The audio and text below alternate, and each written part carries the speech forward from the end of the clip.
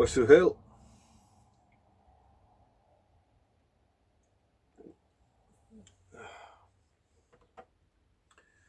Good afternoon, everybody. It's ᛗᚩᚾᚪᚋ᚞ᚪᚷ from Woden's Earth, the Ancestral Hall. Again at the Earth of ᛗᚩᚾᚪᚋ in ᛗᚩᚾᚪᚋ, the West Thirteen of Yorkshire. This will go out tomorrow. It will be the Mona's Dag post, and we're back on track. I have got a few pointers just to keep myself going through this, and I am struggling because ever since our moot the other week when me and Angus decided to have a fall down some steps, now I believe I've broke my arm, possibly a long bone in my arm. I'm trying desperately to get it healed so I don't have to take time off and go to hospital and stuff like this, so I got it all strapped up. Got me sent a sling because if it's a long bone that's cracked, there's no deformation, there's no bruising, no swelling. I've got full power in my hand, so even if it's a fracture, it's like a stable fracture by the looks of it. And all they're going to do is say painkillers and keep it like this. So I've got myself that just so I can take it on and off as needed, because it's only for chicken wing when it actually affects it. So if I'm careful with the movement, I'm doing all right, and mead should help kill rest at pain. How are you? Hope you're all well.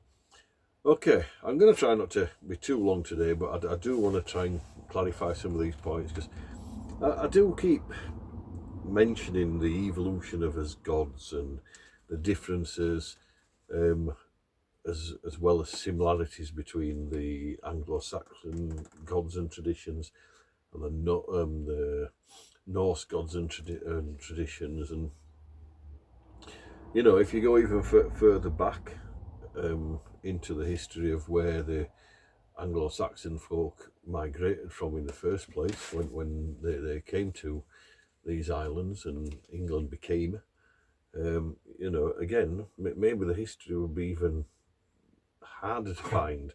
It certainly will be different, won't it? The more I look at this, the more I think that I'm actually onto something here.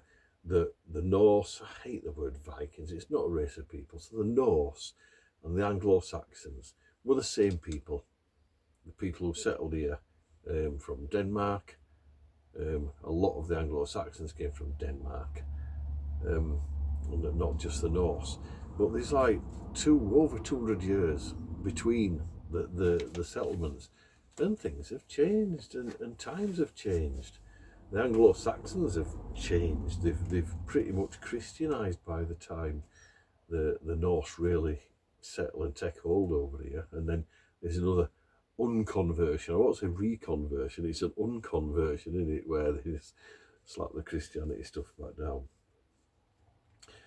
So let's just initially look at Woden and Odin. Two different names. Is it the same god? I'm not saying it's not the same god, right? What I'm saying is, it's like when you look Anglo-Saxon wise, the further back we go, there's no myths connecting Woden to the Norse myths. They are Odin, and there are a lot of differences. So it's like the yew tree and the ash tree, totally different trees. The Anglo-Saxon tree of life is a yew tree, not an ash tree. So straight away, 9 nights hung on the windy tree, the world ash, doesn't happen to Odin. That happens to Odin. It can't be the two different trees for the same story, right? Or is there an earlier version that we don't know of, where Woden is sacrificed on the yew tree, but by the time it becomes the Norse myths, it's now an ash tree? Again, showing that there's some kind of evolution, showing that this, at some point in time, the world tree stops being a yew tree and becomes an ash tree. Is it because of where people came from before they actually settled over here, that ash was more available than yew? Whereas back in Anglo-Saxon England, yew would have been abundant. It's a lot rarer now, but it's still about, because these trees regenerate themselves, which is where the connection with Anglo-Saxons' life and death and rebirth comes in with this tree, why it was so important. Basically, when the tree's dying, new shoots come out and reroot into the ground and reroot into the inside of the dying tree, and it gives the illusion of a new tree growing out of the old. Right? So you can see where the power is, and the toxicity levels of the yew tree, and how there's only the red flesh of the berry can be eaten. Everything else is going to do you damage. Okay, so also, if it's not an ash tree, if it's a yew tree, it totally kills off the Norse version of the creation myth for Anglo-Saxons, because ask an Embla, ash and elm, not you. Again, it's just this one thing of the axis tree that has like led me back down this path, because if we're looking at two different trees, we've got to be looking at two different mythologies, because the connections to a yew tree and the connections to an ash, absolutely worlds apart. It just does not fit. It does not work. The next thing is, like, when you look into the kings of England, right, the further back you go, they all trace themselves back to Woden, but as a divine ancestor. Not that they're not calling him a god, he's divine, so he's still a god or godlike, but they look at him as an ancestor. And this is how I'm more starting to actually come to look at our gods. They are our ancestors. How are they not our ancestors? You know, if we trace the bloodlines back to these deities, then surely they are divine ancestors. I really kind of like that as a concept as well. I think it puts another level of personality there. If it's just a god. If we're like a Christian, oh, there's a God up there, let's get on my knees and pray. It's a divine ancestor. There's a mutual love and respect that's not there in other religions. But then I start thinking, well, who is the divine ancestor? Because you can say Woden is, you can trace back to him, but why do we stop at Woden?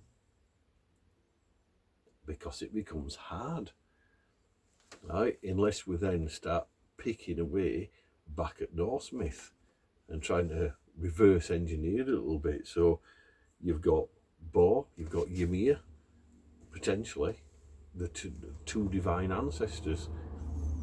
We know that in the Norse myths, they kill Ymir to create the earth and blah blah blah, but if Askell can't exist, then the old creation myth, the way it's told there, is thrown into jeopardy and question, isn't it? So, but it's just like, because Woden thought, we know they're all from the Jotun line. So the elder race before them, call them gods or call them Jotuns, call them giants, call what we want, are divine ancestors. Before Woden, Vili, and before any of these other deities come along. And in fact, if you read Völuspá, the Vola in Völuspá is older than the pantheon of gods as well.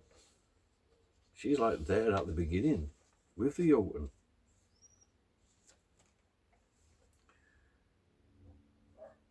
So who's the divine ancestor?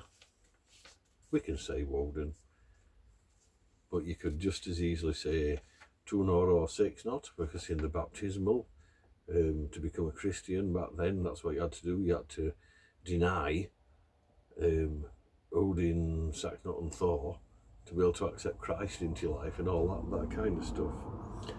Right? And this is it. This evolution has been going on for over 200 years. It's been Christianized. It's been pilfered by them. It's been demassicated as far as they possibly could, to the point where it's almost impossible, not impossible, but it's extremely difficult to really find the root of Anglo-Saxon belief rather than Norse belief. for Woden himself to become Odin, there's 200 years of changes, over 200 years, well, let's blanket it, 200 years of changes and ideas, and people still do this now, don't they? It's like we were saying with Loki, how they add it on and say, oh, Loki's this, wear this because of that. Right, so people find things to add on, because if the shoe doesn't fit, they try and stretch it to make it fit, right? And so, has this not always happened, that someone else has added another trait onto a god, another trait onto a god, until it's like you had an eggshell, but by the time you split it open, there's more than one yolk in it, and you'd never known, yeah? And so people just keep evolving these divine ancestors to the point where they're unrecognisable from the original force of nature that they would have been. Right, the only other thing I'm going to do on this today, I'm going to show you one book. And you may or may not have seen this, you may or may not have read this. I've kind of semi-read it 3 times already. It's third on my list to just start again and read it at the moment, and I'll explain why. It's by Raven Caldera. Now this guy has, like a few other people, taken a lot of flack in the heathen world for what he's about and stuff.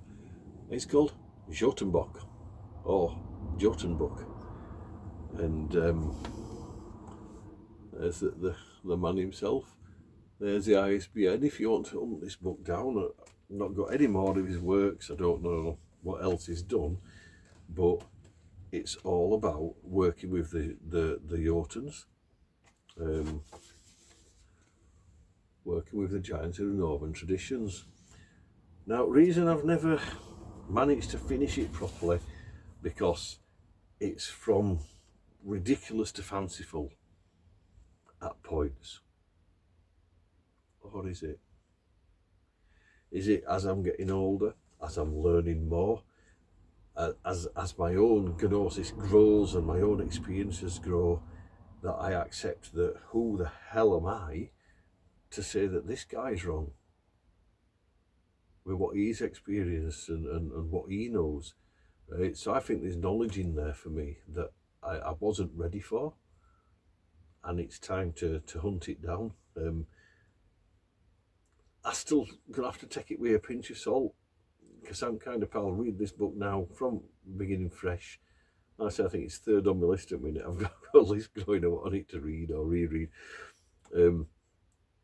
and see what I can drag out there that makes sense. Because I had a quick flick back through today while I were considering mentioning this book, and there's stuff about Loki and Sigyn and so there's loads of stuff in there that are attested. So for me to think this work is totally unattested, it's not. But it's got a lot of his personal gnosis in there, and obviously that's got to be taken with a little suspicion, because it's one man and his dog sat in the wood telling a story, isn't it? And how true is it? We don't know. But yeah, I'm certainly going to be reading that book again. I'm not suggesting you should run out and buy it. I don't know if it's got the price on there.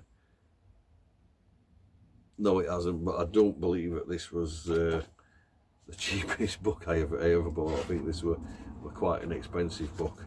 I think it would have been over £20 when I bought it, and I've had it years. I mean, it were this edition from 2006, and it's probably around that kind of time that I bought it, because I know what I was doing at that point in time and why I bought that book.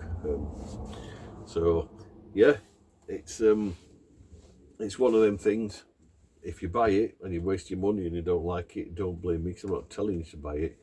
I'm just telling you, if you've never heard of this, you know, there's another angle that maybe this is something that we're missing. I don't know. Anyway, I hope you find this interesting. I hope you actually bother watching the video. Anybody who does, I do thank you. I appreciate that I'm talking to myself, but someone out there might actually listen once in a while. So take care out there, stay safe, drink ale.